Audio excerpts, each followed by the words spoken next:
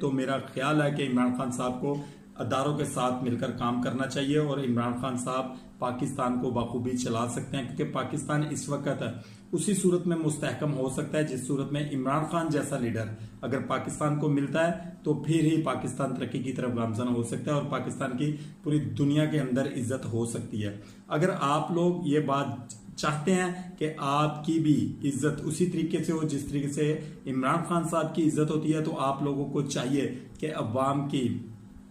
जो उनके दिल की राहें हैं उनके ऊपर चलने की कोशिश करें और अवाम के साथ अपना मरना जीना रखें और अवाम को वो सब कुछ दे जो अवाम चाहती है, यानी कि महंगाई को कम करें, डॉलर को कंट्रोल करें, पाकिस्तान की माशियत को स्ट्रॉन्ग करें। हर चीज जिस वक्त मैनेज होकर चलानी शुरू कर दी आप लोगों ने, उस वक्त पाकिस्तान की अवाम आपसे भी खुश हो जाएगी। लेकिन आप लोग इमरान खान साहब को दीवार के साथ लगाने के लिए ज्यादा गामजन है, ज्यादा जोर लगा